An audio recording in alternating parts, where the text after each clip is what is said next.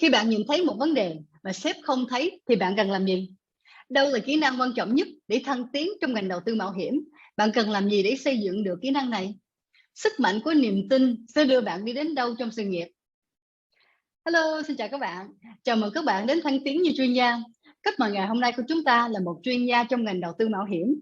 Anh ấy đã có hơn 20 năm kinh nghiệm tại thung lũng Silicon và châu Á, với tư cách là người sáng lập, doanh nhân và kỹ sư trong ngành công nghệ. Hiện tại anh ấy đang là thành viên hợp danh của công ty đầu tư mạo hiểm Hill, chuyên đầu tư vào các công ty khởi nghiệp công nghệ trong giai đoạn đầu ở Đông Nam Á. Trước đó, anh là chủ tịch, nhà sáng lập và giám đốc điều hành của công ty Aspect Gaming, một trong những nhà cung cấp trò chơi hàng đầu châu Á.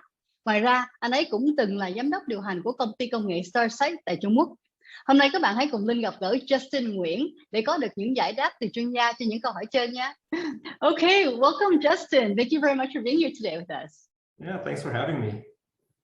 So I'm so excited to have you here because I know you have a lot of work history, and I personally am very impressed by you. I think about you as my older brother, always asking you for advice. So I'd love to just start off with a little bit about your work history so that everybody knows where you're coming from. Great.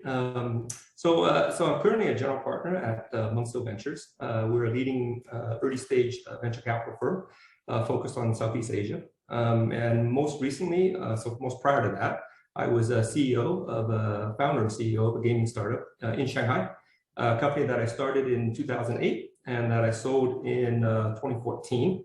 Prior to that, I was a head of engineering and eventually became a Greater China CEO for a Silicon Valley startup, early SaaS company that we sold in 2007. So most of my experience has been, almost a couple of decades on the operating side, and then the last 6 years or so on the investment side. Okay, super interesting. I love the engineering, then entrepreneur, then investment track. So I'd love to talk about each of those areas. But before that, let me translate really quickly for the audience.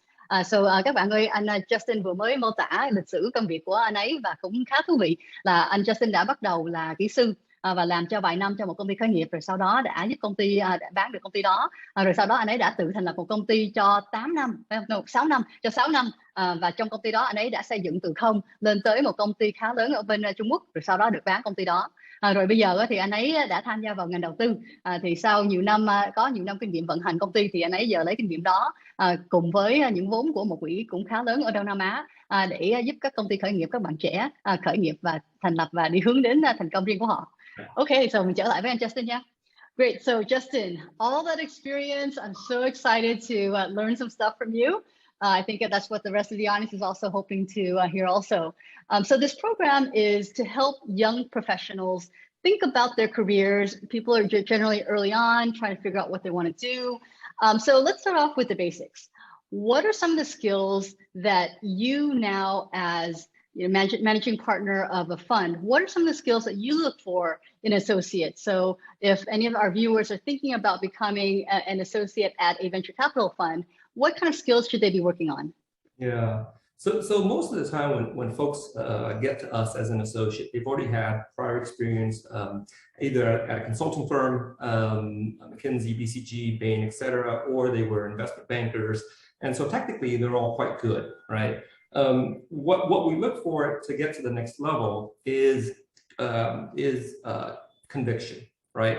Is how do they take sort of that raw technical knowledge and then build and develop conviction around investments, right? We do early stage investments, which arguably is half art, half science, as opposed to later, hedge funds and things like that, which might be a bit more technical. And so how do you have conviction investing in a tech company very, very early on in its lifestyle? And that usually is the difference. That's usually what it takes to get to the next level and obviously head towards a partner track is developing that conviction. It's honestly much easier. Most people outside of investing think it's easier to say yes. Everyone thinks their startup's the greatest and you think, oh, we have money and it's easier to make investments. It's actually much easier to say no at this stage because there's so many things that can go wrong, right? But despite all those things going wrong, why do you still think this is the one to go fund?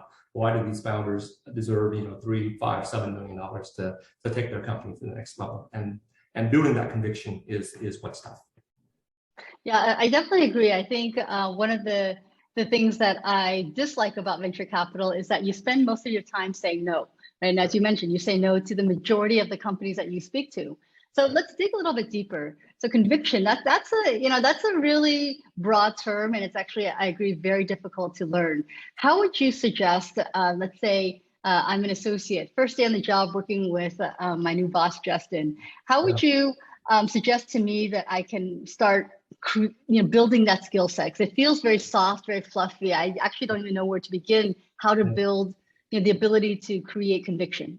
Yeah. So I think there are certain skills you can train on, but I think the broad base that you need to start on is you need to be very curious about the world. Okay, you need to be constantly asking questions about why things are the way they are, and I think that's the basis of a very strong early stage sort of tech investor, is always questioning, why is the world the way it is? Why does it have to be done this way, et cetera, et cetera. And if you start there, right, and you're what we call first principles, right? If you start there and you sort of bring things down to first principles, right, then you can start thinking about, okay, this solution. You can start thinking about using first principles. What's the market? Why is it the way it is? Can what we're doing here either increase productivity by X factor, et cetera, right? So it's all grounded on being a curious first principles thinker, right? In terms of practical sort of like ways of approaching the problem, there are two ways that I like to approach early stage investments. One is I used to be in software, so there's something we call sunny day scenario in testing, right? Which is, imagine if things go right, how big could this company be? Okay, if things go right, and then the other part of it is understanding the risk for each one of those things having to go right, right? And then you can sit there and you can sort of imagine how big this thing can be, right? And then you can imagine the risk in getting there, and then you can weigh and you can say, okay, this is a risk that I think this team can overcome. This risk, or there are certain things you can't. Let's say one of the things is you don't think the market size is big enough, and that's, that no matter how good the team is, if a market is tiny, it's probably still going to remain tiny, right? And then when you build that, then you can start building that conviction. When you understand, right, all the layers that go into it, as opposed to, it's very hard to build conviction through anecdotes, right? XYZ is being funded there, so I think we should have one here. Well, why? Right, and so I think if you break things down, and this might be my engineering background, if you break things down to its fundamental bits and question each one of those, you can start building conviction. Okay, that's great. I think that's super helpful and very concrete. Give me a few minutes to kind of bring this back over into the Vietnamese side. Thì các bạn ơi, anh Justin cũng vừa mới chia sẻ một cái khái niệm mà Linh thấy khá thú vị. Thì Linh hỏi là anh ấy là nếu mà một bạn còn trẻ và giờ mình muốn bắt đầu làm ở một công ty đầu tư mạo hiểm, thì mình phải có những cái yếu tố nào? Thì anh Justin nói là thường thì anh ấy sẽ tuyển những người hiện tại mà đã có kinh nghiệm trong một công ty tư vấn hay là một công ty tài chính. Thì đó là có thể là 1-2 năm đầu khi bạn tốt nghiệp là bạn sẽ tìm những công việc như vậy, với mục tiêu là trong khoảng 2-3 năm sau khi đã có kinh nghiệm nền tảng rồi thì mình sẽ đi tìm một công việc ở một công ty đầu tư mạo hiểm. Thì khi mà mình vô được cái công việc làm ở công ty mạo hiểm thì thế nào để cho mình được thăng tiến, thế nào để cho mình có thể trở nên một người partner, một người đối tác chính để mình có thể quản lý được cái quỹ. Thì những cái kỹ năng, cái này có thể được gọi là kỹ năng mềm, mà nó cũng hơi giống là kỹ năng cứng, đó là cả hai. Là bạn phải có cái tiếng Anh là cái từ conviction, thông dịch nôm na là cái từ niềm tin, nghĩa là mình phải rất là tự tin vào những cái ý tưởng, những cái quan điểm của mình. Thì để cho mình mới có thể đầu tư được. Tại vì thường khi mà mình làm ở quỹ đầu tư mạo hiểm là mình sẽ xem những công ty còn rất trẻ, có thể là họ chỉ có một cái ý tưởng, họ chưa có sản phẩm, chưa có khách hàng, chưa có doanh thu, thì thế nào để cho mình có thể đánh giá được công ty? Thì cái điều quan trọng là phải có niềm tin vào sản phẩm, vào thị trường, vào nhà đầu tư. Thì câu kế tiếp của Linh là vậy, cái kỹ năng này Linh thấy là cũng hơi khó, phải không? Thế nào để cho mình phát triển kỹ năng này?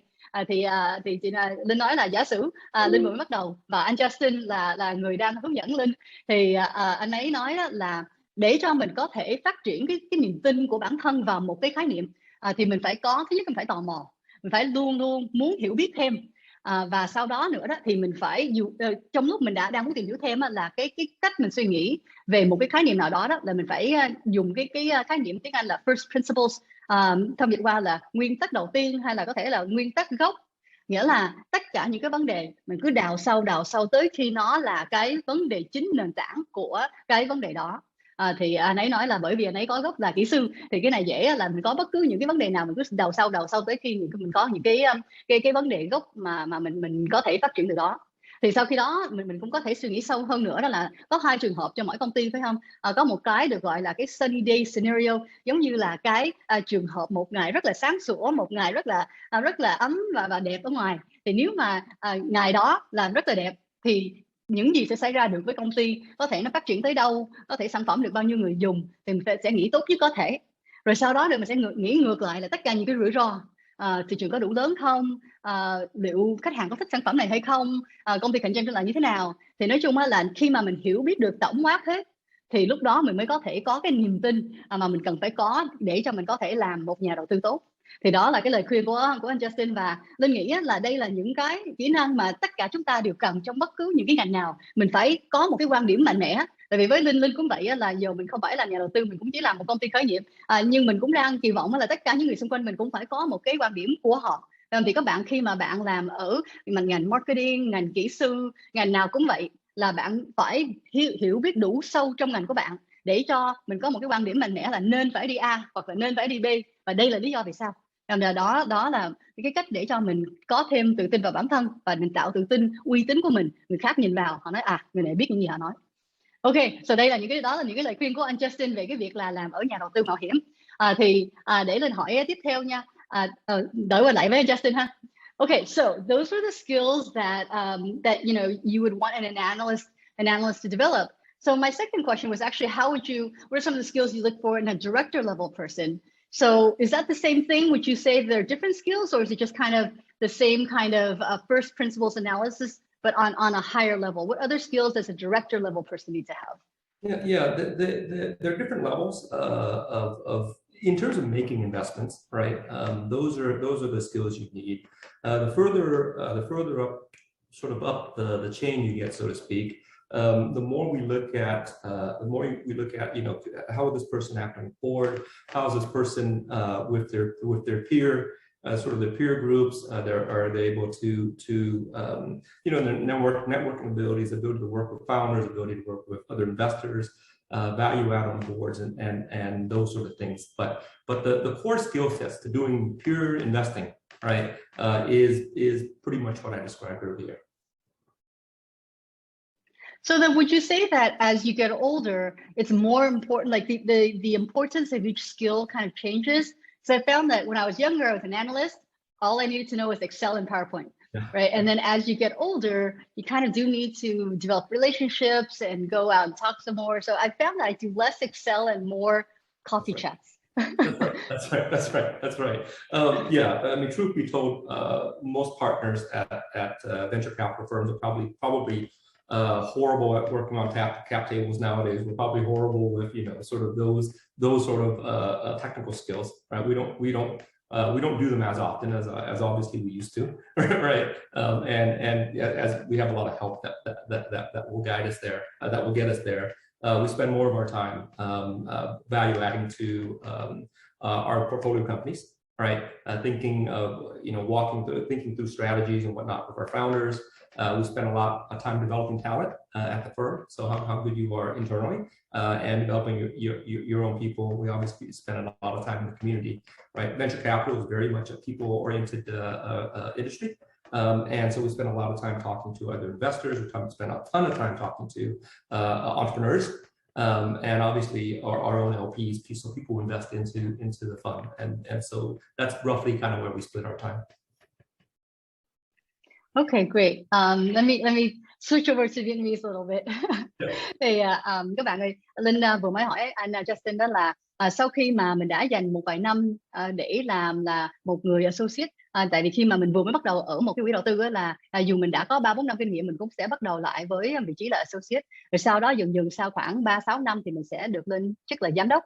Thì khi mà mình đạt được chức giám đốc thì Linh hỏi là vậy, những cái kỹ năng nào để cho mình có thể thành công trong cái chức danh đó, để mình có thể lên được cái mức cao hơn nữa? Thì anh Justin nói là đầu tư mạo hiểm là một cái ngành về con người, Thì đúng là khi mà mình mới bắt đầu là mình phải giỏi về những kỹ năng cứng như là Excel, như là PowerPoint, phải không? Mình phải biết phân tích về số, mình cũng phải biết cách để thuyết trình. Nhưng sau đó khi mà mình dần dần cái chức danh mình càng cao hơn, mình có nhiều năm kinh nghiệm hơn, cái điều quan trọng hơn nữa đó là mình phải có một cái vòng kết nối, mình phải biết cách để tạo cái vòng kết nối đó. Bởi vì để cho mình biết được những công ty nào đang cần số tiền đầu tư, để cho mình có thể thuyết phục họ tin tưởng vào mình, cho mình đầu tư vào họ, thì mình phải biết cách để mình giao tiếp với mọi người một cách thân thiện, một cách chuyên nghiệp. Và sau khi mà mình có được cái giao tiếp đó rồi đó, thì cái bước kế tiếp nữa là mình phải biết cách suy nghĩ về chiến lược. Mình phải biết cái tổng quan về một cái doanh nghiệp để mình có thể đưa những cái lời khuyên cụ thể và đồng thời cũng đủ rộng để giúp công ty phát triển. Và một cái điều cuối mà anh Justin nói cũng là cực kỳ quan trọng khi mà chúng ta đã đạt được cái chức danh là giám đốc, là về đào tạo. Nghĩa là tới lúc đó là bạn cũng phải suy nghĩ lại team hoặc đội của mình ngay lúc này cần những kỹ năng nào, có thể mình giúp thế nào để cho mình giúp các bạn trẻ trong team của mình để họ có thể tăng trưởng lên được những cái kỹ năng và những cái kiến thức của họ. Thì đó là những cái kỹ năng mà anh Justin đưa lời khuyên cho các bạn mà đã đạt được cái chức danh giám đốc. Thì Linh trở lại với anh Justin nhé. Okay, all right, I'm back. So now let's open up the conversation a little bit, right? Because we talked about the skills as an associate and as a director, and then now I'm curious about your roles in the past, Justin. Right? You were a founder, and now you're an investor. Which role did you like better, and why? What did you learn? Anything interesting and specific during those times? I love being a founder. That was a lot of fun. I love building, right? I'm an engineer at heart, and I love especially in software, I love the idea of creating something out of nothing. And I think that was a long part of my career, a long part of who I am, is to build, whether it's building companies, building products, et cetera, et cetera. At some point along the way, though, I found myself, and I'm constantly asking questions and whatnot, but I find myself answering a lot of questions too.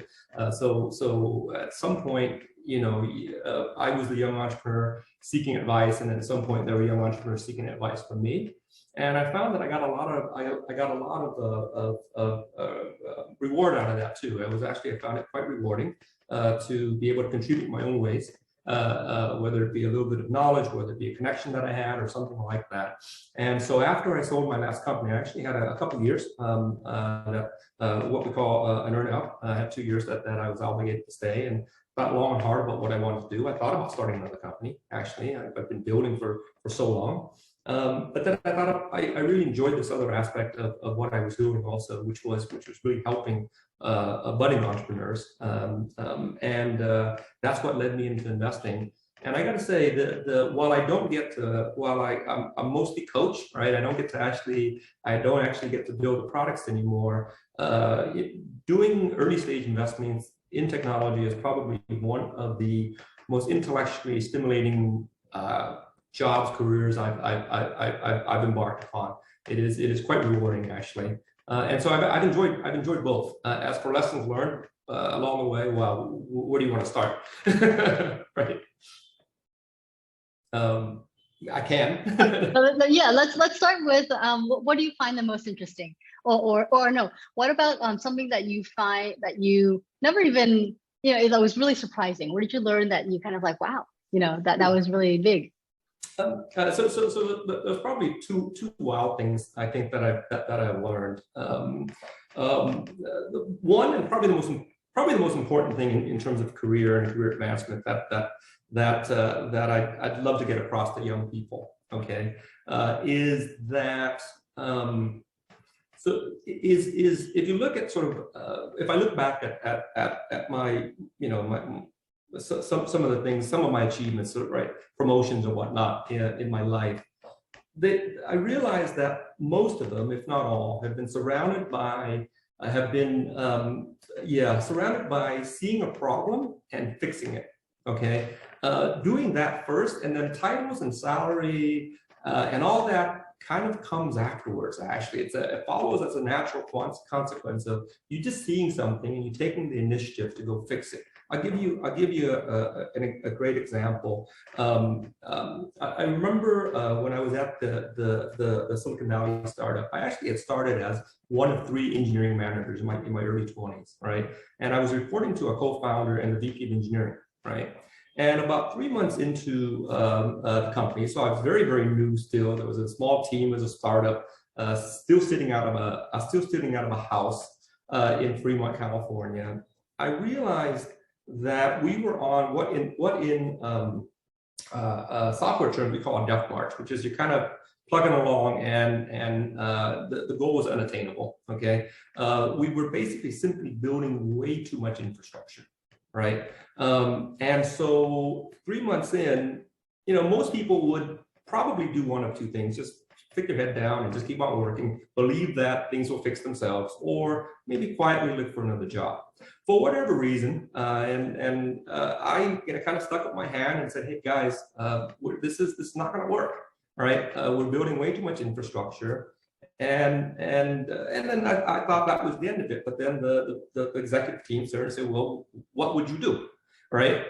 And I actually my solution was pretty radical: that we scrap everything we had done actually and restart over on a more robust tech stack that had more of these tools built in. And lo and behold, I got a small team. There was actually only 2 of us to do a proof of concept.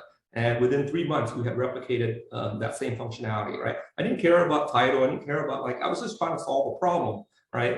And soon after that, the co-founder and head of engineering became head of technology. And I took over as director of engineering at that time, right? But I took over the engineering department, and so I that's actually been repeated in my career, which is you see a problem, you solve it, and then the fame and fortune, whatever, follows on afterwards. I think a lot of times young people now they expect things to be a little prescriptive. Like, oh, what's my manager like? What's your career plan for me? It's your life. It's your career. You kind of have to craft it. And oftentimes the opportunities are standing there right in front of you. CEOs, managers want problems solved. We don't necessarily want to go solve those problems, right? And so that's probably one of my biggest encouragements to people is you see a problem, go fix it.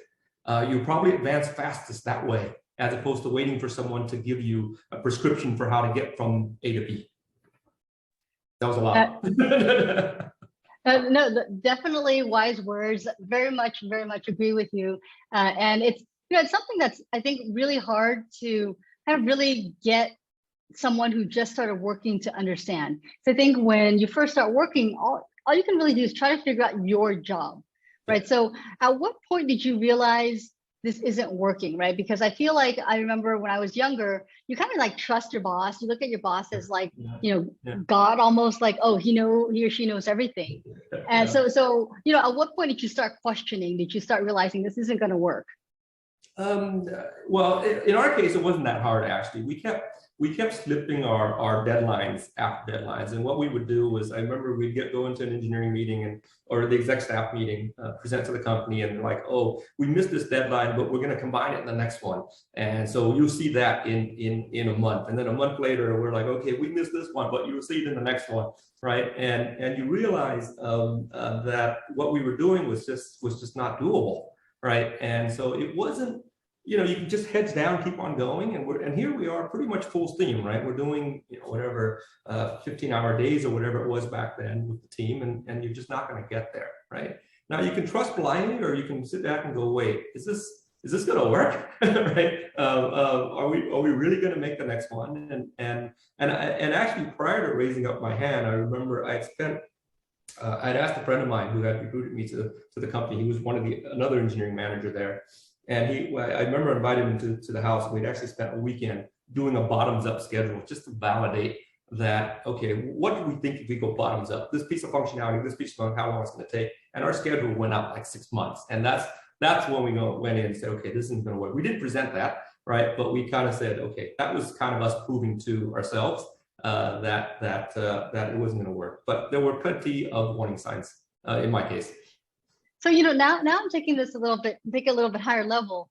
Founders, right? Yes. You sit there and I have to admit myself too, with the first few business models, it's like you kind of realize it's not working. So then you wonder, is it because we don't have enough money? Is it because we don't have enough people? Is it because we don't have the right ideas, right? There's so many possibilities of what could be the solution, right? So in your instance, how did you know? Like when you raised your hand, what did you say Like, what was the solution that you suggested? Yeah. So when I raised my hand, I didn't expect to be asked to solve the problem. Actually, I had a head of engineering. He was a co-founder of the company. Okay, I just wanted folks to realize that it was a problem, and someone magically goes and maybe solves it. But the other founders of the company looked, okay, fine, good on my boss. Actually, they looked at him. They said, I'll spare his name. I said, "Oh, what do you think?" And he almost sheepishly, almost relieved, but sheepishly said, "I think he's right." Right. And then the other founder said, "Well, what would you do?" Right. And I said, "Well, this is what I would do. I would scrap what we did, and I would start on a tech stack that was more feature rich, right? Because we're building too much infrastructure, and our value add is up here, right?" And so in my case, that's what I did. Yeah. Okay. And this last question on this, I mean, was that, a lot of times they say, a lot of entrepreneurs say they succeeded because they were naive. They just didn't know. If they knew how hard it would be, they would never have tried, right? So I wonder, when you look back on yourself back then, did you raise your hand and say these things because you actually didn't know how hard it would be, right? Or did you kind of already have some knowledge behind it? Yeah. So I totally agree with that. I think entrepreneurship is an interesting game, right? On the one hand, I almost describe it as sort of being schizophrenic, or right. On the one hand, you have absolute conviction in what you're doing. On the other hand, you're expected to actually see all the pitfalls and recognize that where things can go wrong and all this good stuff, right? And so you're kind of living both these worlds at the same time. No, I didn't know. Right, when I started the journey, I didn't know, right? I did not know that I would be asked to solve it, and I didn't know if my solution was going to absolutely work. I did have conviction that what I was proposing is what I would do, okay? Which was what I was asked. What would you do? And here's what I would do, and here's why I would do it that way. We're spending this, all this time building a database, et cetera, right? Did I absolutely know I was going to be able to replicate all the functionality before we ran out of money, which is actually the case? Right? Of course, I didn't know that. But at some point, you kind of have to trust, have a little bit of faith in what you're doing. So I think this is one of the hardest things in entrepreneurship is, the balance between being stubborn and seeing a problem through versus hitting your head against the wall repeatedly. And I think if you're intellectually honest, okay, it doesn't matter, you talk to your investors or whatever, but when you go home and you sort of look at yourself in the mirror or stare up at the ceiling before you go to bed, if you're intellectually honest about where you are, right, I think that will guide you to, okay, I have conviction we can push through, right, which is usually the message you give to the world, or actually I'm banging my head against the wall here and I'm just in the wrong business model, or I don't have the right team, or the market's not big enough, et cetera, right? Okay, super interesting. Thank you. Give me a few minutes. I'll be right back in English. Okay, các bạn ơi, hồi nãy Linh hỏi anh Justin về một cái bài học mà anh ấy đã học được trong suốt những năm nay, và Linh thấy cái câu trả lời của anh ấy khá thú vị. Anh ấy nói đó là một trong những điều quan trọng nhất để cho mình có thể thành công trong sự nghiệp của mình là khi bạn thấy được một cái vấn đề thì bạn nên tìm giải pháp. Nghe thấy thì đơn giản phải không?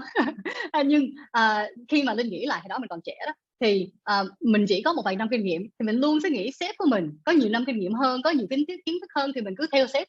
Sếp nói A thì mình cố gắng làm A và B, thì chứ mình không thể đề xuất Z, thì mình cũng không nghĩ là mình sẽ biết nhiều hơn sếp.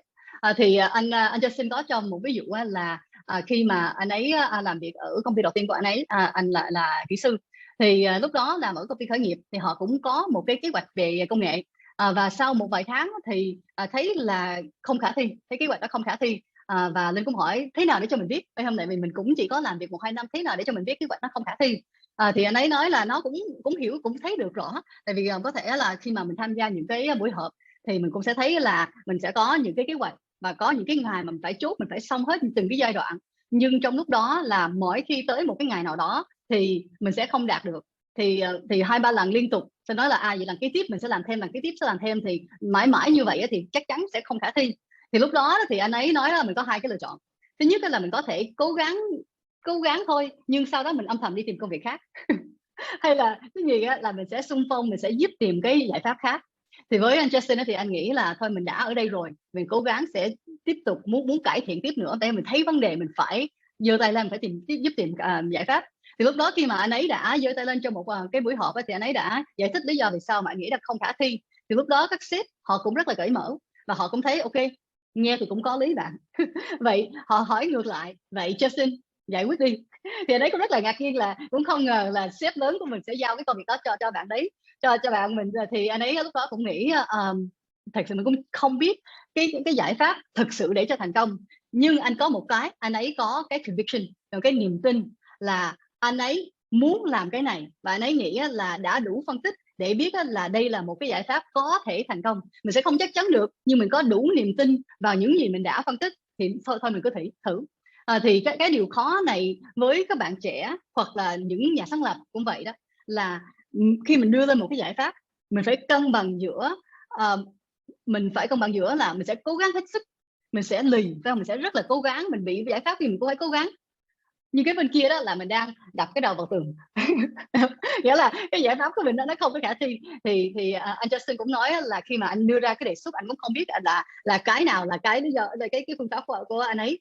Nhưng mình cứ phải cố gắng, và cuối ngày mình cũng phải trung thực với bản thân, là thật sự mình có sau khi mình đã tiến hành rồi đó, mình có nghĩ đây là một cái giải pháp khả thi hay không, mình có nên tiếp tục lì, hay là mình phải thừa nhận với bản thân là cái đầu mình đang bị u rồi. Thì Linh thấy chia sẻ của anh ấy cũng đúng, là đây là nó liên quan đến tất cả những ngành, không phải chỉ kỹ năng kỹ thuật làm kỹ sư, không phải chỉ làm nhà sáng lập, mà tất cả những ngành là bạn cứ phải cố gắng tìm được cái vấn đề, tìm giải pháp, và sau đó có niềm tin vào cái phương pháp của bạn. Okay, so trở lại với anh Justin. Justin, it's been great talking to you today. Super interesting, very useful. Do you have any last wise words that you'd like to share with the audience, whether it's about career or anything else that you want to leave with our young audience today? I think I'll end with re-emphasizing a couple points that I was trying to make earlier for people in their career. One is it's your career, and you own creating the path, right? Not your manager, not someone else, right? So take ownership of your career and really take ownership of it.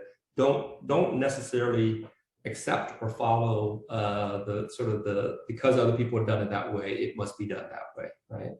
So take ownership of your career. The second thing is solve problems. Okay, solving problems is how you advance in your career. Solving problems is how companies are created. Okay, I often say that entrepreneurship, we're all out there and we all see problems and we all actually have ideas about how we would fix them, right? And that's fairly universal, I think. A lot of people actually have good ideas about how to solve problems. Only a tiny fraction, okay, will actually go quit their perfectly good paying jobs, okay, and despite all the obstacles against them, right, start a company. And then, of course, only a small fraction of those actually succeed. But if you see the answers, if you're going to solve the problems, it's worth doing, right? So take ownership of your career and go out there and solve problems, whether within your own company or whether for society at large, right? And that's my encouragement. Sage words. Thank you. Give me a few seconds here. Thì Linh có hỏi anh Justin là những cái lời khuyên cuối mà anh Justin muốn nhắc nhở với các bạn. Thì anh ấy nói là có hai lời chính. Thứ nhất là với sự nghiệp của bạn kiểm soát cái sự tạo con đường đó. Nghĩa là mình không nên đi theo con đường nào chỉ bởi vì người khác đã đi trước, hay là chỉ bởi vì mình thấy là người khác đã làm. Mình nên phải kiểm soát con đường đi của riêng mình, và suy nghĩ là mình đang thật sự muốn cái gì và đi theo cái hướng đó. Và điều thứ nhì nữa là trong con đường đó bạn phải cố gắng tìm vấn đề và tìm cách để giải quyết. Tại vì giải quyết vấn đề là cái cách để cho bạn có thể thăng tiến, và cũng cái cách để cho bạn có thể tạo dựng những cái công ty doanh nghiệp riêng của mình. Và anh ấy nói là phần lớn chúng ta, hình như là tất cả chúng ta đều có thể tìm được vấn đề và đều cũng có những cái ý tưởng, cái cách để cho giải quyết, nhưng chỉ có một số rất nhỏ, cực kỳ nhỏ luôn, có khả năng để rời khỏi cái vùng an toàn của bạn. và đi tự thành lập công ty để đi tạo ra cái giải pháp cho một cái vấn đề nào đó, và sau đó một trong số nhỏ đó, số nhỏ khác nữa sẽ thành công trong cái việc đó. Thì nói chung là anh ấy khuyên là các bạn khi mà mình thấy được một cái vấn đề và mình biết cái giải pháp của mình và có đủ cái niềm tin thì mình nên phải take action, mình nên phải chủ động, mình nên phải hành động, đưa ra những cái hoạt động để tạo ra cái giải pháp đó. Cái đó mới dẫn bạn đến sự thành công trong sự nghiệp lẫn cuộc sống của bạn. Okay, well, thank you so much, Justin, for all of your sage advice. I love our chats. Personally, I learn so much whenever I talk to you, and we also have some good laughs. Yes. So I'm so grateful for you for sharing with the audience today. Thank you for your time. This was a lot of fun. Thank you for having me. Thank you, everybody, and I'll see you again on the next show.